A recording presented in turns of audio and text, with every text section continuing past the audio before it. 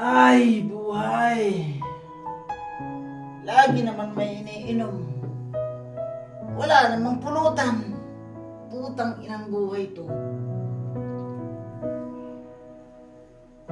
Ha?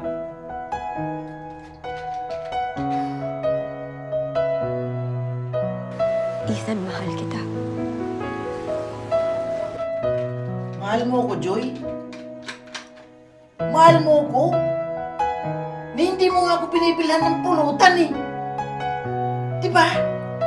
Tapos sasabihin mo, mahal mo ko? Pero sa ngayon, mas mahal ko yung sarili ko. Putang ina. Mas mahal yung sarili mo? Mas mahal mo yung sarili mo? Mas mahal mo si Joseph kesa sa akin? Dahil ba lagi akong lasing? Ha? Dahil lagi kitang hinihinga ng pulutan na hindi mo naman nga binibigay?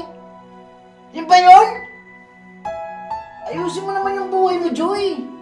Lagi na lang tayong ganito. Simpleng pulutan lang naman ang hinihingi ko sa'yo eh.